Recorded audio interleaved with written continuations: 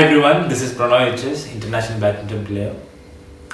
We're really excited and we're really happy to share my sporting story to all of you.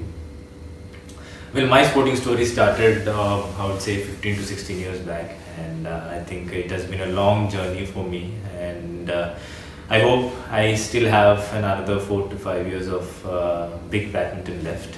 And yes, I think in my story, I would say there has been a lot of things which had say happened in the last 15 years where things didn't go very smooth.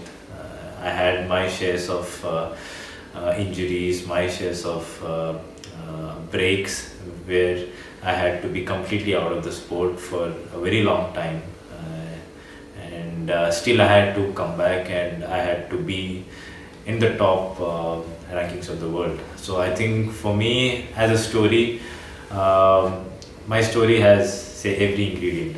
I would say it's I think it's a mix of all the stories. So yeah, I started off when I was 10. I remember I started off playing with my dad because my dad used to play a lot, and he was the one who made me play this sport initially, and I love the sport because I started to learn very quickly because my basics were right.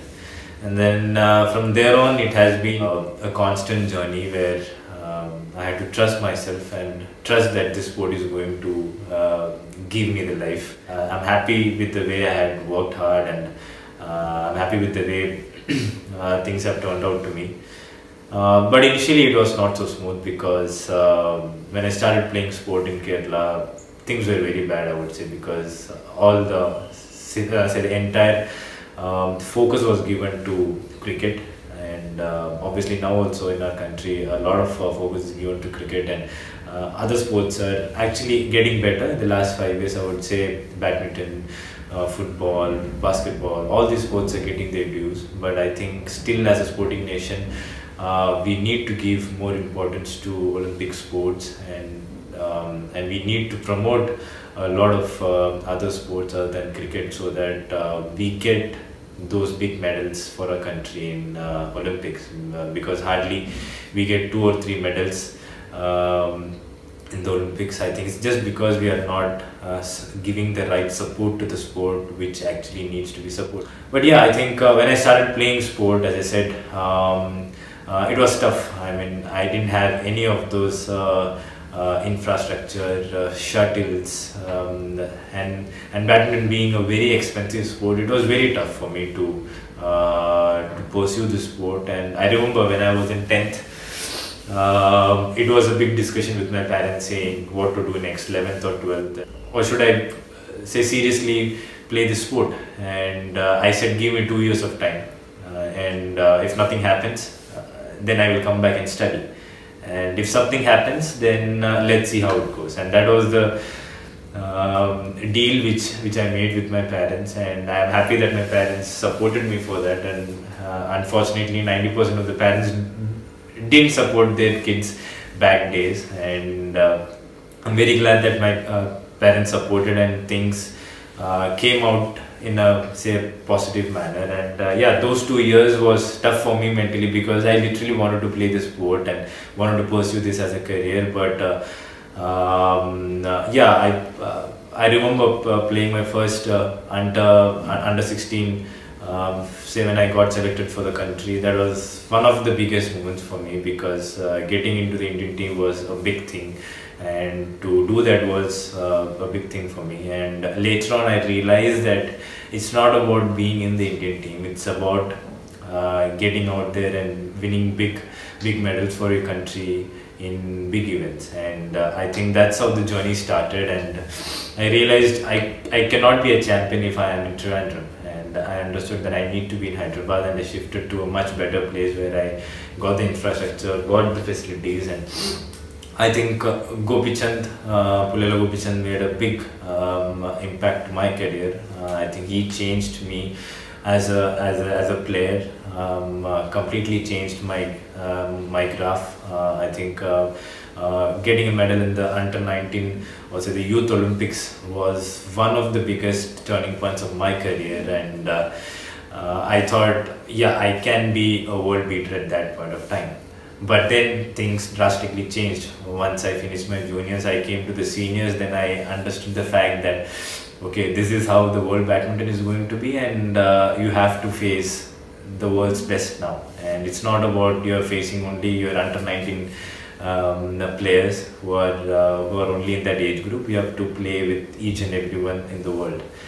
And the next 3 years was a struggle. I would say it was a big struggle. And I remember people saying to me saying that these 3 years you'll have to fight, and you cannot give up in these 3 years, because there won't be any good results coming your way. There would be a lot of negative results and a lot of failures, but you'll have to be mentally ready to accept those. And that's what happened. 3 years, no results. I would say no results, absolutely no results. I used to go to tournaments, play first round, lose first round, come back again, train, play first round. And this was the my schedule for the next 2 years, because it was tough. World level was tough, and after that 2 years, I started getting injuries, and in the last 8 to 10 years, I think I had severe 8 to 10 big injuries, where I was down for 7 months, 8 months. I could not play, I could not be in the court for 8 months, and made me really frustrated, saying how will I come back, because my other friends were not getting injured and I was the only one who was getting injured. So mentally it was really tough for me to see them train, to see them winning tournaments, and I was still on the sidelines waiting for my chance. And but that made me realize the fact, saying that if you are a badminton player, or if you are any sports person, you will have your shares of injuries, and some might not have because of their body, but if you have, you'll have to just accept it, and there is no other way out of it. And the first thing to do is to accept those kind of failures, those kind of issues, and I think half of your work is done. The initial 2 years took a lot of mental toll for me when I was injured, but then later on I think I dealt with it in a much better way, and I think that's how I learned how to get better in each injuries. And whenever I come back from each injuries whenever I made comeback from the last 3-4 years, I was very fast. I think that was 50% it was mental, because I was up there saying that this is okay. Whenever I come back, I know exactly what to do. And I was coming back again, I was playing again the world top 5, top 6, but I was not behind. I think that was only because of the way I accepted the situation, and accepted the fact, saying that my body is like this. If it gets injured, it gets injured. But once you come back, there are no excuses for you to not perform. So the only thing which made me better was to, whenever I used to come back, I used to train harder than my friends, so that I had to cope up with my time which I spent on the sideline. So that's how I fought my way back each and every time after injuries. And now also I do the same thing.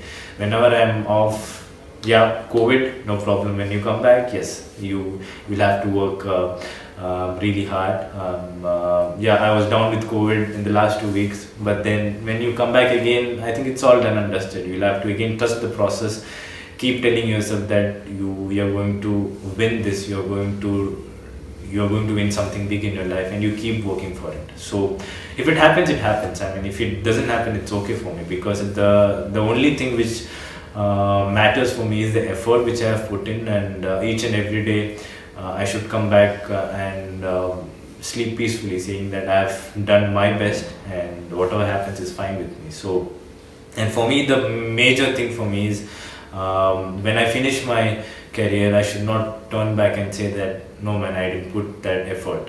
And that is the only thing which kind of worries me. So each and every day, the only thing which I do is to work 100%. Whenever I'm able to push my limits, I push those days, and that's what which keeps me happy, and that's what I think is my mantra for playing badminton. And for being at this level, I think it's really tough. You need to play against world's best top players, and to consistently play these many years in the top level is actually very tough. So I think it's all on how you think about yourself. I think it's about being with the right people, being with positive people who think positive.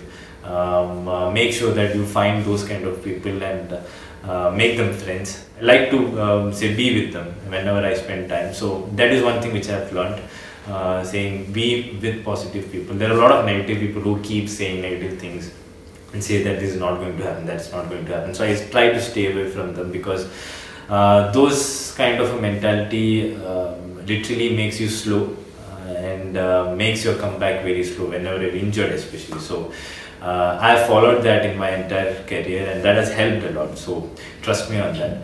And I think for me, so many individuals have especially helped me on this process, and there are so many, but I would say just one instance where I felt that the amount of work which you need to do is immense. And I think whichever profession we are in, I think we need to put that effort, and you can't really sit on the couch and expect things to happen. So I think the only thing which you can do is you need to go out there, you need to put that effort, and then you expect the results to come.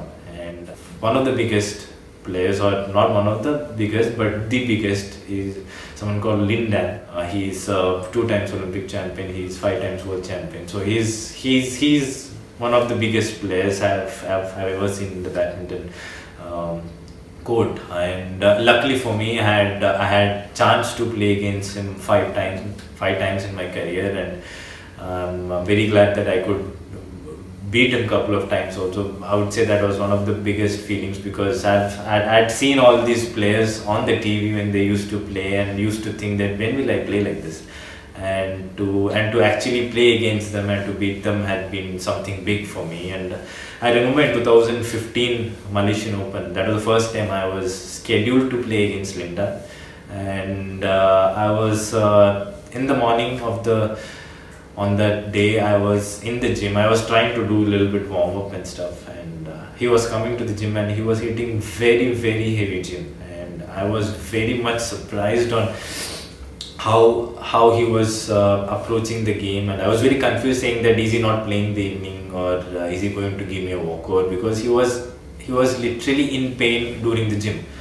And in the evening he comes and he thrashes me on the court, and I was thinking what just happened, and I was just thinking the amount of work he was putting in on the day of the match, and I was thinking what we do is not good enough. And from then you come back and you know that you literally have to play against these kind of players. If you want to beat them, you will have to do double or say more than what these guys are doing. I think it's as simple as that. So these kind of examples luckily came into my life, and I had a sense of belief that how much work we need to put in, and I think it's only about hard work. And whenever failures come, I think you just have to take it on your stride and keep working hard. Yeah.